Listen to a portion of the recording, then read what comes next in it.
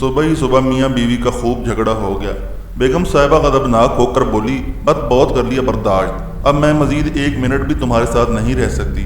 میاں جی بھی طیش میں تھے، بولے، میں بھی تمہاری شکل دیکھ دیکھ کر تنگ آ گیا ہوں، دفتر سے میں واپس آؤں تو مجھے گھر میں نظر نہ آنا، اپنا 3 ڈبہ یہاں سے نکالو۔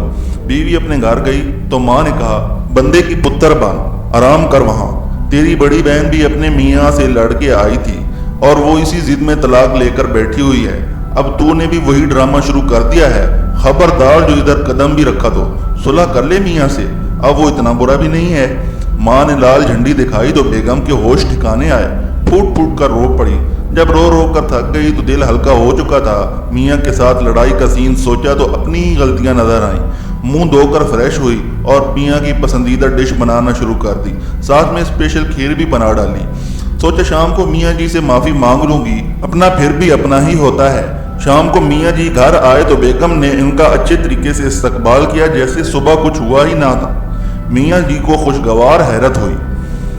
کھانا کھانے کے بعد میاں جی جب کھیر کھا رہے تھے تو بولے، بیگم کبھی کبھار میں بھی زیادتی کر جاتا ہوں، تم دل پر مت لیا کرو، بندہ بشر ہوں، غصہ آ ہی جاتا ہے۔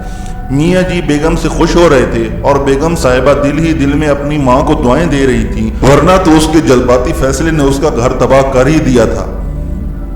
دوستو، اس کہانی سے ہمیں سبق کیا ملتا ہے؟ اگر والدین شادی شدہ بچوں کی ناجائز خواہشات اور جذبات کو سپورٹ کرنا چھوڑ دیں تو 90% رشتے ٹوٹنے سے بچ جائیں گے۔ آپ کیا کہتے ہیں اس بارے میں؟ کمنٹ میں ضرور اس بات کا اظہار کریں۔ شکریہ۔